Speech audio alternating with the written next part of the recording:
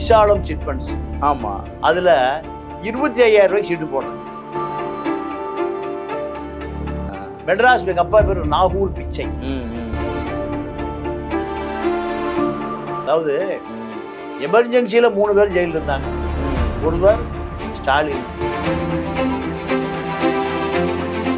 அப்போ ஜெயிலுக்குள்ள நம்ம பேரை யாரு சொன்னாலும் ராஜ மரியாதை தாங்க.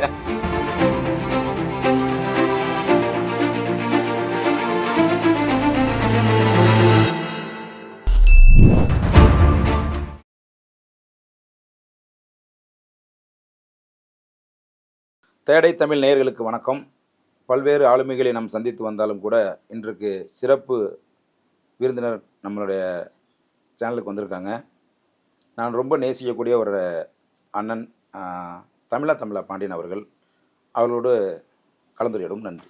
வணக்கம். வணக்கம். வணக்கம்ண்ணே, எப்படி இருக்கீங்க? நல்லா இருக்கேன்.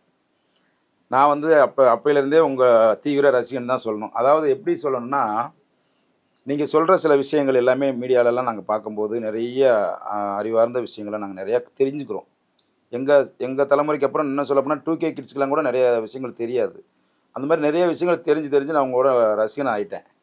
தமிழா பாண்டியன் யார், எங்கேருந்து அவர் புறப்பட்டார், அதை பற்றி கொஞ்சம். எனக்கு பூர்வீக ராமநாதபுரம். ராமநாதபுரம் தொண்டி. சின்ன வயசுலேயே அப்பா அம்மா செட்டில் ஆன இடம் திருப்பூர்.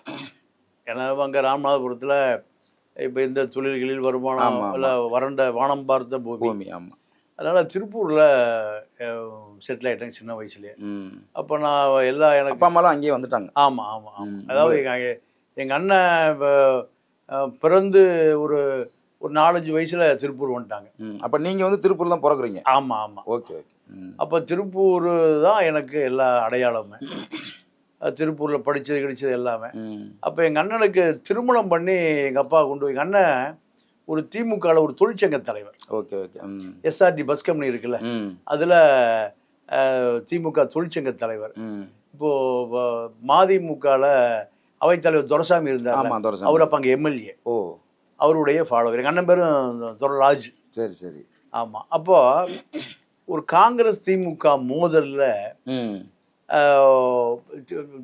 காங்கிரஸ் என்பது யாருன்னு கேட்டிங்கன்னா, சிதம்பரம் இருக்கார்ல, சிதம்பரத்தினுடைய சகலை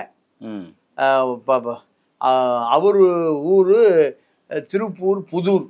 அவங்க சம்பந்தி KN பழனிசாமி கவுண்டர் 25 வருஷம் திருப்பூருடைய நகராட்சி தலைவர், 15 வருஷம் MLA. தொடர்ந்து அவரு காங்கிரஸ் கட்சியில் ஒரு பெரிய தலைவர்.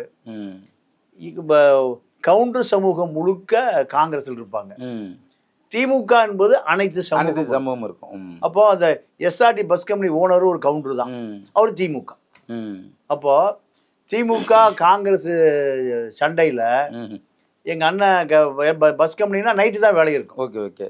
ஏன்னா பகல் பூரா பஸ் ஓடி அதுக்கப்புறம் நைட்டு தான் ரிப்பேர் பண்ணுவாங்க. காலையில் 5 மணிக்கு பஸ் 6 மணிக்கு கிளம்பிடும். அப்போது பஸ்ஸு மெக்கானிக் வேலையை முடிச்சுட்டு வரும்போது ஒரு கும்பல் அடிச்சு அண்ணன், ஆமாம், திமுக காங்கிரஸ் சண்டையில் சரி அடிச்சு செத்து போயிட்டான், தூக்கி போட்டு போயிட்டாங்க. எத்தனை வயசு இருக்கும் அப்போ அண்ணனுக்கு? அண்ணனுக்கு அப்போ ஒரு 25 வயசு இருக்கு. எனக்கு 10 வயசு. சரி. எனக்கு 5 வயசு வித்தியாசம். அப்போது அடிச்சு போட்டு போயிட்டாங்க. எங்கள் வீட்டில் 3 நாள் சாப்பாடே செய்யலை. அப்போ கவுண்டர்களை ரெண்டு பிரிவாயிட்டாங்க. ஒன்று காங்கிரஸ் பிரிவு, ஒன்று திமுக பிரிச்சுட்டாங்க. நாங்கள் ஒரு வீட்டில் குடியிருந்தோம். அவங்க அண்ணன் தம்பி 5 பேர். அப்போ அதுலேயே முடிவாக இருக்கும் பாதி. ஆமாம்.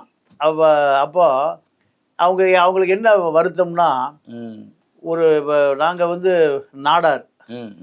அப்போ சாணார்னு சொல்லுவாங்க. அப்போ ஒரு சாணார் வந்து கவுண்டர் 2 கோஷ்டி ஆக்கி விட்டானே,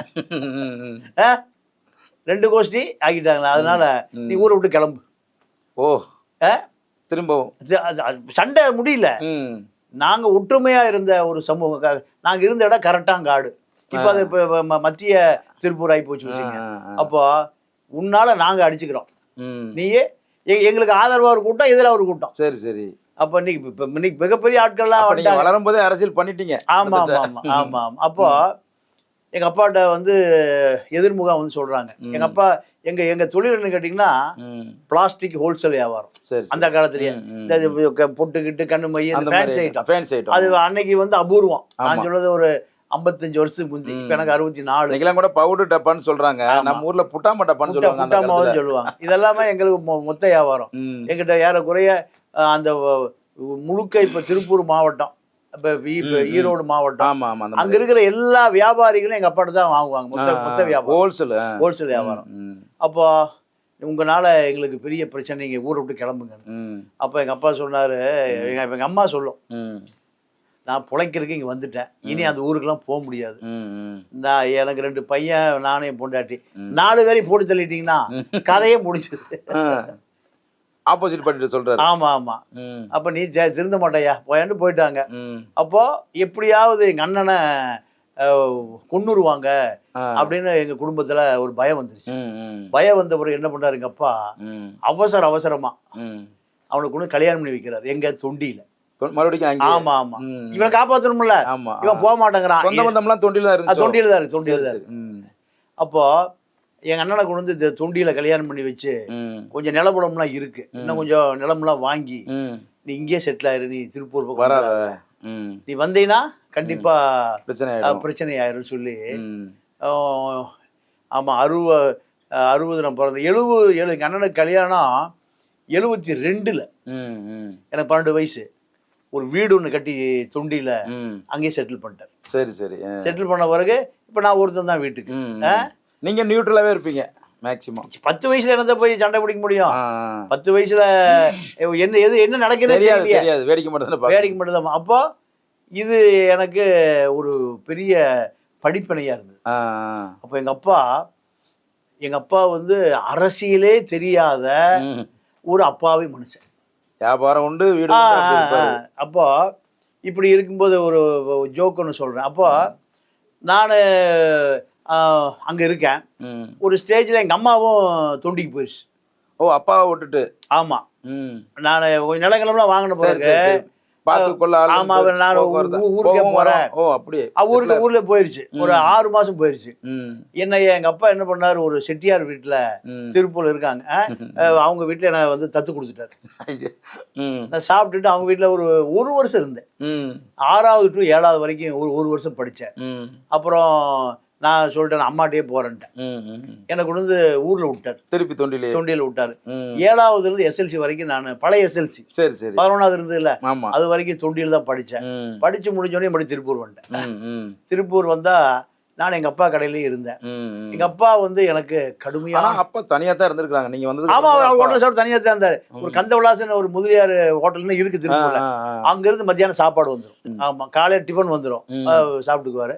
நான் வந்த பிறகு அங்க இருந்து கந்தவிலாசன் ஹோட்டல் இருக்கு திருப்பூர்லயே, பெரிய ஹோட்டல். அப்பெல்லாம் வந்து கடித தொடர்புகள் எப்படி கம்யூனிகேட் பண்றதுலாம் எப்படி? அம்மா அப்பாவுக்கு அம்மா லெட்டர் தான் அந்த காலத்துல. அப்புறம் எப்படி பார்த்தாலும் 1 மாசத்துக்கு ஒருக்க 1.5 மாசத்துக்கு ஒருக்க எங்க அப்பா ஊருக்கு போயிட்டு வந்துருவாரு. ஏன்னா மதுரைக்கு போவார் பர்ச்சேஸ் பண்றது. மதுரைக்கு போயிடுவாரு பர்ச்சேஸ் பண்றதுக்கு, மதுரைக்கு போவாரு. மதுரையில வந்து நிறைய ஐட்டம் வாங்குவார். எனக்கு எல்லாம் இப்ப சரியா ஞாபகம் இல்லை. அப்போ தொண்டிக்கு போயிட்டு வந்துருவாரு. புரியுது. ஆமா. அப்போ நான் திருப்பூர்ல எங்க அப்பாட்ட வளர்றேன். அப்புறம் எனக்கு SLC முடிச்சோடனே காலேஜ் போகணுங்கிறேன். காலேஜ் எல்லாம் போக மாட்டா, கடையை பாடுறாங்க. கடையை பாருன்னு சொன்னா 11, 5, 16, 11, அதாவது 11 முடிச்சாச்சு. 5 வயசுல சேர்த்தா 11, 5, 16. 16 திருப்பூர் வந்தாச்சு. திருப்பூர் வந்து திருப்பூர்ல எனக்கு என்ன, இந்த ஹோல்சேல் வியாபாரம் சந்தையில போய் வியாபாரம் பண்ணிட்டு வரணும். நீ வந்து படிக்க போக வேண்டாம், கடையை பார்த்துக்கும் போது சந்தையில போய் பழகுன்னு சந்தைக்கு என்ன அனுப்பிச்சு விட்டுருவாரு. எத்தனை வயசுல? 16 வயசுல. அந்த காலத்திலேயே ஒவ்வொரு சந்தையில என்கிட்ட 5000 ரூபாய்க்கு விற்கும். எப்போ? 77ல் எவ்வளவு விற்கும்? 5000 ரூபாய். 5000 ரூபாய். இன்னைக்கு அதுக்கு அதோடைய மதிப்பு எவ்வளோன்னு பார்த்துங்க. அந்த இப்போனா கிட்டத்தட்ட ஒரு 50,000 ரூபா இல்லை 1 லட்ச ரூபா அப்படி இருக்குமா? 5 லட்ச ரூபா இருந்து 10 லட்ச ரூபா வரைக்கும். எங்க வீடு அன்னைக்கு ஒரு சென்ட் 1000 ரூபாய்க்கு வாங்குச்சு. 5 லட்சம் 1000 ரூபாய்க்கு ஒரு சென்ட் வாங்குச்சு. இன்னைக்கு அங்க 5 லட்ச ரூபா. அப்போ சந்தைக்கு போறதா என்னுடைய வேலை. உங்களுக்கே அந்த 50 அந்த 5000 எப்படி கொண்டு வரணும் கூட தெரியாத. இல்ல அது இல்ல அது எனக்கு வீட்டுல நல்லா பழகி போய். என்ன காரணம் கேட்டீங்கன்னா, தேர் திருவிழாக்கெல்லாம் எங்க அப்பா போனாருன்னா அந்த காலத்துலயே ஒரு 50,000 ரூபா 1 லட்சம் ரூபா கொண்டு வருவார். ஓ.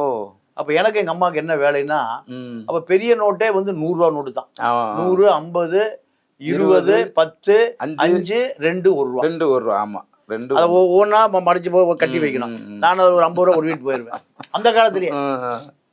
அப்போ சந்தைக்கு போறோம்.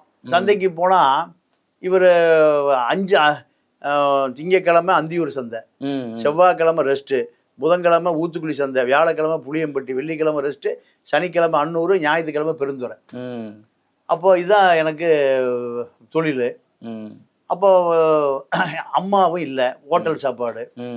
அப்போ நண்பர்கள், நிறைய நண்பர்கள், படிச்சவங்க கிடிச்சவன் எல்லாம். அப்போ அவங்க கூட சேர, இவங்க கூட பேசாது, அங்கே பேசாது, இங்கே பேசாதீங்குவாரு. அப்போ நான் என்ன பண்றேன், இவர்கிட்ட இருந்து தப்பிக்கணும். தப்பிக்கணும். நான் என்ன பண்றேன், அந்த காலத்திலேயே விசாலம் சிட் ஃபண்ட்ஸ், ஆமா, அதுல 25,000 ரூபாய்க்கு சீட்டு போடுறேன். 25,000 ரூபாய் சீட்டு போட்டு சீட்டை கட்டியாச்சு. கட்டி அதை அந்த காலத்திலேயே ஒரு 18,000 ரூபாய் கையில் வாங்கினேன். 18,000 ரூபாய் கையில் வாங்கி எங்க அப்பாவுக்கு போட்டியே கடை வச்சிட்டேன். அதே திருப்பூர்ல எங்க அப்பா இப்படியே தொலைஞ்சு வாரம் போய் நான் விட்டுறேன். நான் இந்த பணத்தை எடுத்துட்டு போனோன்னையும் எங்க அப்பா அவ்வளவு நாணயமான ஆளு. மெட்ராஸ் எங்க அப்பா பேரு நாகூர் பிச்சை. என்ன அவருக்கு பேரு ஏன் நாகூர் பிச்சைன்னு வச்சாங்கன்னா, எங்க தாத்தா பாட்டிக்கு 10 குழந்தை பிறந்து இறந்து போச்சு. எங்க வீடு ரோட்டு மேல. அப்ப என்ன, ஒரு நாகூருக்கு போற ஒரு முஸ்லீம் பெரியவர் ஒருத்தர் போறாரு. எங்க வீடு அந்த ரோட்டு மேலேயே இருக்கு. ஒரு மரங்கிரம்லாம் நிறைய இருக்கும். வந்து தங்குறாரு. என்னம்மா உனக்கு சாப்பாடு போடுது. 2 பேர் கிழவன் கிழவி 2 பேருக்கும் குழந்தை ஊட்டி இல்லை. குழந்தையெல்லாம் பிறந்து போது செத்து போகுது. அப்போ நான் நாகூர் போறேன். அங்க வேண்டிக்கிறேன், ஒரு உரணாவை மஞ்சள் துணியில சுத்தி முடிஞ்சு என்கிட்ட குடுன்னு அது பெரியவர், முஸ்லீம் பெரியவர் கேட்கிறாரு. உடனே எங்க பாட்டி முடிஞ்சு கொடுக்குது. எங்க அப்பா பிறந்து இறக்கல. எங்க அப்பா பிறந்து இறக்கல. அதனால அவருக்கு பேரு நாகூர் ஆண்டவர் போட்ட பிச்சை. அதனால அந்த நாகூர் எங்க அப்பா வருஷம் நாகூர் உயிரோட இருக்க வரைக்கும் நாகூர் போவாரு. அப்போ நீ என்னமோ பண்ணிக்கன்னு விட்டுட்டாரு. நானு மெட்ராஸ் பணத்தை எடுத்துட்டு வந்தேன். அந்த காலத்திலேயே நான் சொல்லி 80க்கு முன்னாடி 77 78ல பிச்சை மகன் சொல்லி எங்க நம்ம அந்த பூக்கடை போலீஸ் ஸ்டேஷன் காசி டிஸ்ட்ரிக்ட்ல இருக்குல்ல ஹோல்சேல் கடை. நான் என்ன 10,000 நான் மொத்தம் கொண்டு 18,000 கொண்டு வந்தேன். 1 லட்சம் ரூபாய் சரக்கு கொடுத்தாங்க. நம்பி எல்லாமே அது பூரா இந்த கீழக்கிற முஸ்லீம்கள் தான். சரி. அதனால விசாரிச்சு கொடுப்பாங்க. பிச்சை மகன் அவன் கொடுக்கல, அப்பாட்ட வாங்கிக்கலாம். இப்படி கொடுத்தாங்க. நான் அந்த காலத்திலேயே கடையில கொண்டு வந்து சரக்குலாம் நிறைய போட்டு கடனை கொடுத்து 6 மாசத்துல கடையை முடிஞ்சு லாஸ் ஆகி போச்சு. ஏன் நல்லா தானே ஆரம்பிச்சேன். கடனை கொடுத்துட்டு வாங்கிட்டு போயிட்டானா திருப்பி கொடுக்கலன்னா கடன் கொடுத்துட்டீங்க. அப்புறம் அப்பாட்ட வந்து நீங்க என்னதான் கத்துக்கிட்டீங்க? அதாவது வியாபாரம் தெரியாது. கரெக்ட். போய் வாங்கிட்டு வருவேன். போய் அங்க கொடுத்துட்டு வருவேன். சுதாரணமா வியாபாரம் பண்ண நமக்கு அதாவது வியாபாரம் என்பது வேறு, நிர்வாகம் என்பது வேறு. யாராலும் வியாபாரம் பண்ணலாம், நிர்வாகம் பண்றது அந்த நிர்வாகம் தெரியல. அதுக்கு அந்த சூட்சமா நம்ம கத்துக்கிற அளவுக்கு நம்ம மெச்சூர் இல்ல. அது ஒரு காரணம். அதாவது எவனை கொடுத்தாலும் கடன் கொடுத்துருவான். அதாவது எங்க அப்பா கடையில இருப்பேன். இதெல்லாம் இப்ப மிகப்பெரிய தப்பு. என்னன்னா எங்க அப்பா வெட்டி விடுவாரு. 2 இடம் கடன் கொடுத்தாச்சு திருப்பி தரமாட்டான். வெட்டி விடுவாரு. ஆனா நான் கடையில் இருக்கும்போது அவன் வருவான். வரும்போது 2,000 ரூபாய்க்கு கொடு, கரெக்டா கொண்டு தந்துடுறாங்க. பாவம் ரொம்ப நல்லவனா இருக்கானே. கடையில ஒரு பெரியவர் ஒருத்தர் இருந்தார், கஞ்சி காக்கான்னு ஒரு பாய் ஒருத்தர் இருந்தாரு. அவர்கிட்ட கேட்பேன், காக்கா கொடுக்கலாமா? இல்லப்பா வேண்டாம், உங்க அப்பாவே விரட்டி விட்டாரு. பேசாம இருக்கு, நீ எதுவும் சொல்லாத, நான் தரேன், நான் வாங்கிக்கிறேன். உன் முதல்ல நீயாச்சு. அவர் கலந்துக்கிறவாரு. அவரு கடையில் இருக்கிறவர் சொல்லுவாரு. அப்பா கிட்ட சொல்ல மாட்டாரு. நீ அப்பா அம்மா சண்டை போட என்ன அடிப்பாரு அவரு. எப்படி அடிப்பாருன்னா, அப்ப வந்து பிளாஸ்டிக் பெல்ட் தான் இருக்கு. ஆமா, பிளாஸ்டிக் பெல்ட் ஒரு டசனை கழட்டி அடிப்பார். ஐயோ, அவ்வளவு கண்டிப்பா வச்சிருப்பார். இவங்க பேசக்கூடாது, அவன் ரவுடி பைய, இவன் முடிச்சான், இவன் முள்ள மாதிரி, இவனை கெட்டு போயிருவேன், இவன் பீடி குடிப்பான், இவன் தண்ணி, இப்படி எல்லாம் சொல்லுவாரு. ஏத்த மாதிரி கடை, ஏத்த மாதிரி ஒரு ரூம், அங்கதான் படுத்துக்கணும். அப்போ இப்படி இருந்தது. அப்போ நான் அவனுக்கு கூப்பிட்டு, சரி 2,000 எடுத்துட்டு போ, இப்படியெல்லாம் கொடுப்பேன். அப்புறம் காசு கேட்டா ஏதாவது மிரட்டினா கொப்பாட சொல்லிருங்குவான், வச்சுக்கோ உங்களை மாட்டி விட்டுருவான் இப்படி. அப்போ அந்த 1 லட்ச ரூபா நட்டமா போச்சு. நட்டமா போனா எனக்கு என்ன பண்றதுன்னு தெரியல. இதுக்கு நடுவுல என்னுடைய நண்பர்கள் பூரா அதிமுகவை சேர்ந்த நண்பர்கள். சரி சரி சரி.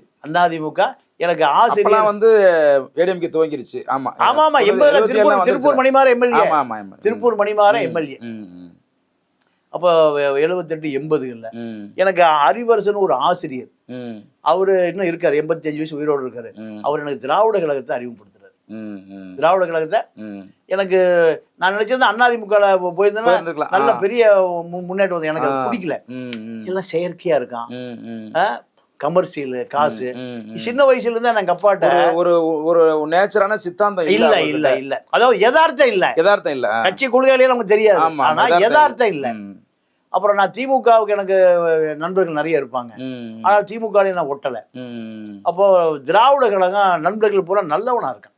அதனால நான் திராவிட கழகத்துல டிராவல் பண்ண ஆரம்பிச்ச உடனேயும் என்ன திராவிட நகர செயலாளரா 20 வயசுல அனௌன்ஸ் பண்றாரு அந்த திருப்பூருக்கு, திராவிட கழக நகர செயலாளர். அப்போ திராவிட கழக டிராவல் பண்ணும்போது தான் எனக்கு நிறைய நண்பர்கள். இதுல ஈழ போராட்டம் ஆரம்பிக்குது, அறிமுகமாகுது.